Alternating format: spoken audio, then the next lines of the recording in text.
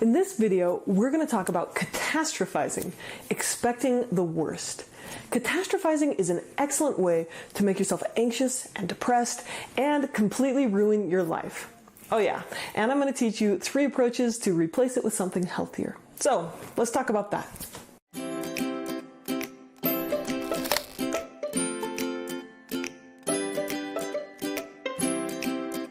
This video is part of my intensive course on rewiring the anxious brain. It's on udemy.com, so if you'd like more information about that, check that out. A man was driving along a dark country road very late one night. There was a loud bang followed by the thump, thump, thump of a flat tire. He gets out of the car, gets into the trunk, pulls out the spare tire and the lug wrench, but with a sinking feeling realized that his jack is missing. He checks his phone and he doesn't have reception. Now he's stuck.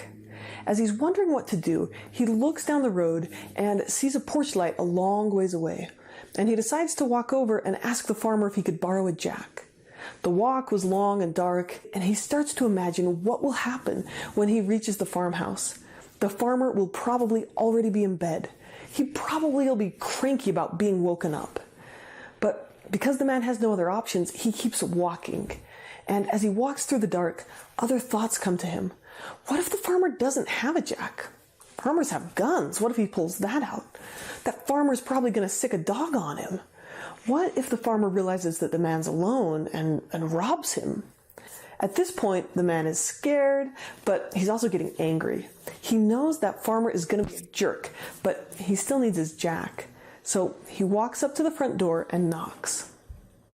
An upstairs light comes on, and while waiting for the door to open, the stranded man imagines a red-faced, bug-eyed farmer wrenching open that door. The door swings open, and a man says, "Can I help you?" And the stranded man shouts, "I don't want your dang jack anyway!" And he grabs the door, slams it shut, and storms away. So, what is catastrophizing? Catastrophizing is a common cognitive distortion, or thinking error. It's when we think of a current or future situation as a catastrophe. So, for example, you worry that you're going to fail a test, but then you imagine what would happen when you do fail. You're going to fail out of school, end up working at McDonald's, never have success in life, and die homeless on the street. Catastrophizing is imagining the worst. It's taking a difficult situation and interpreting it as being horrible, terrible, and unrecoverable. We all know that person who, if they got a B on a test, they wailed, "I'm failing math class." And many of us have had that parent who, when we didn't want to do our chores, they said something extreme like, "If you don't do your chores, your college roommates will hate you and no one will want to marry you." Okay, that's not the voice my mom used, but you get the idea. So, like in the story about the jack, catastrophizing often starts with genuine setbacks, like getting a flat tire in the middle of nowhere. But then the thinking error turns that reality into the belief that something horrible is bound to happen. So this man started thinking, "I'm going to get shot, attacked, and robbed." At its root, catastrophizing is about our habitual response to challenges or shortcomings. So take a second, pause this video, and ask yourself, how do you think about failure? When these habits become part of a repeated pattern, they lead to depression or anxiety, and people tend to imagine never being able to recover. So here's some common examples. Someone with anxiety imagines losing control of himself. For example, a man with panic disorder predicts that if he goes to the mall on a weekend afternoon, he'll have a panic attack. And he then predicts that having a panic attack would be a catastrophe rather than it just being really uncomfortable. Or a woman with depression envisions herself being depressed forever and never feeling happy again. Or a teen equates some type of mild to moderate social rejection with being totally shunned by all desirable people. So how does catastrophizing mess us up? We have all experienced some tragedies in our life, including painful rejection or failure. And I think that we trick ourselves into believing that if we expect the worst, we can prevent it. But in reality, usually the exact opposite happens. So think about the man from the Jack story. Because he feared getting rejected, he slammed the door shut on himself. He cut himself off from the opportunity to get the solution he needed because he was thinking about everything that could go wrong. Seeing the worst often invites the worst. Not only do we cut ourselves off from opportunities, but we invite the exact problems we're hoping to avoid. If we go into a conversation expecting the other to get defensive, we often lead off by being harsher or more rigid, inviting the other to get defensive. If you expect that your crush will reject you if you ask him out, and then you don't ask him out, you end up alone on the weekend. Catastrophizing invites depression. When we imagine a future that is bleak, threatening, or hopeless, then our brain responds by putting out less serotonin and dopamine, the happiness, pleasure, and motivation chemicals. Why be happy or hopeful when the future is impossibly dreary? This leads to a cycle of withdrawal from life, a lack of motivation, and a pattern of depression. Catastrophizing also invites anxiety. It forces our brain to see threats and failure everywhere, and our brain responds to perceived threats with a very real fear response, the fight, flight, freeze response. This contributes to social anxiety, general anxiety, panic attacks, and more.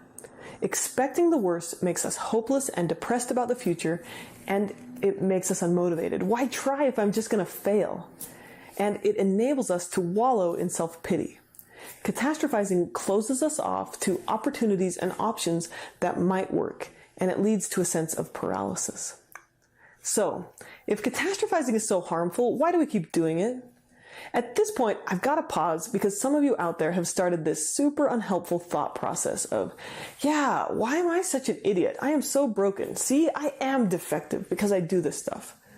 Okay, you need to stop that. Take a deep breath. You are not defective. You might be doing something that's not working for you, but that doesn't mean you're bad or broken. It means you can change and get feeling better. If you need to, pause this video and take a second to be kind to yourself and practice some courage. Changing how we think takes work, but you can do hard things. So let's go back to the question, why do we catastrophize? Well, it serves two dysfunctional functions. Number one, preparing for the worst is a coping strategy, preventing us from feeling risk or uncertainty. If I expect myself to fail, I won't be disappointed if I do. If I reject myself first, then I don't have to worry that my crush will do it to me. Catastrophizing is an attempt to avoid feeling, to protect ourselves from feeling sadness or worry. But the crazy thing is that when we try not to feel, we often end up depressed and anxious. Expecting the worst also justifies us for not even trying and attempts to excuse our failure before we put in an effort. No wonder it feels more comfortable than putting your heart out there. It's comfortable in the short term, but it crushes the joy out of life in the long run.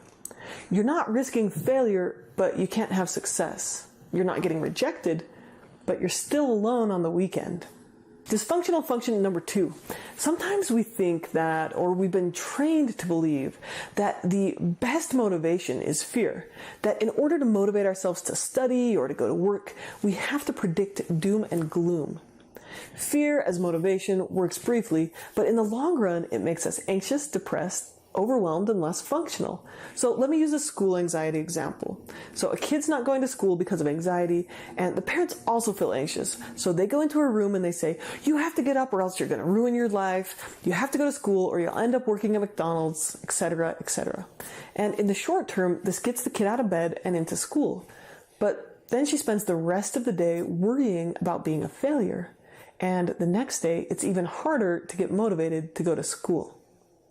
Do you do this to yourself? Like try to give yourself a pep talk, but it's really more of a fear talk?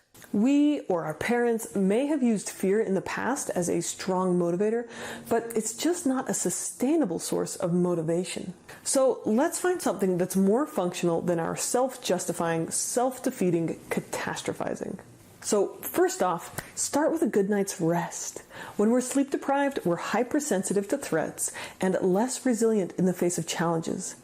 When you're rested, you'll have a greater ability to face these challenges bravely. Step 2, accept uncertainty as a natural and acceptable part of living a wholehearted life. This is a fundamental life skill that can be developed and practiced. It involves changing how you think about anxiety. So instead of labeling anxiety as bad or harmful or I can't handle it, you say, this is uncomfortable, but it won't injure me. I can do hard things. Courage is not the absence of fear, but the judgment that something else is more important. Embrace acceptable risk and the anxiety that comes with it as normal, natural, and helpful. And build up your emotional muscles to experience uncomfortable emotions by practicing mindfulness, meditation, or doing something that scares you every day. And number 3, motivate yourself by what you want in life, by what you value and hope for, instead of trying to use fear. So these are called positive goals. So instead of saying, I have to go to school so I don't die homeless on the street, you say, I choose to go to school because I want to be a therapist when I grow up. Okay, I never said that as a kid, but you get the idea. Choose what you do want in life, break it down into small goals, and bravely work toward those little by little. Now, here is the classic CBT approach to ending catastrophizing. So number 1, start by noticing when you are catastrophizing. What are the words you use when catastrophizing? Commonly, these are things like never, terrible, fail, rejected, awkward, or using exaggerations, making things out to be worse than they are. Notice what are the situations you tend to catastrophize about. Write down what it looks like when you do it. Ask a friend or family member to point it out to you. Number 2, challenge those thoughts. Just because you think it doesn't mean it's true. Learn to notice and gently question your thoughts. You don't have to believe everything you think. But also don't beat yourself up for thoughts, saying things like, what's the matter with me? Why do I always think this way? It's just not very helpful. Instead, notice your thoughts and let them pass. This is another skill from acceptance and commitment therapy, and it can be practiced with activities like leaves on a stream, which I'll link to below. Number 3, replace those thoughts with something more honest and helpful. So once you start to notice this type of thinking, you can bravely pick up your emotional sword and begin to combat it with more honest, more rational thoughts. So consider other possible outcomes. Even if something bad did happen, you could learn from it. It wouldn't be the end of the world. So here's a couple of examples. Here's the catastrophizing. Oh no, I am such an idiot. I already made a mistake on this report. I'm never going to finish it. Or if I do, it'll be so flawed that it won't matter. I'm going to get fired no matter what. And here's an example of what you could replace that with. Okay, wait, that's not true. Everybody makes mistakes. I'm only human. I'll fix this mistake, and if I need to ask for help, I can. But I'm just going to keep working hard and try to be more careful in the future. Nobody's going to fire me for a mistake or two in a report. Or another example. I can't believe I said that to my boyfriend. He's going to leave me for sure this time. I shouldn't have said that to my boyfriend. I really need to learn how to talk kindly even when I'm upset. I'm going to go apologize and try to make it right. Hopefully he'll understand, accept my apology, and we'll both learn something from this. This approach requires us to stay engaged, even when there's a risk of things not going perfectly. This is called vulnerability, the potential for success and also for getting hurt. But the only alternative is to guarantee failure by cutting yourself off before you even try. I'm a big fan of acceptance and commitment therapy, a process which basically trains you to get better at feeling, to open yourself up to the emotions that come with living the life you value. Love, joy, sadness, worry, hope, excitement, and anxiety, etc., etc. As you come to wholeheartedly embrace life, your goals, and your values, you'll get better and better at living with some risk, and you'll be rewarded with good things happening to you all the time. May good things come to you as you courageously face life and the risks and joys and loves that come with it. Please share this video because you never know who could benefit from it. Thank you for watching, and take care.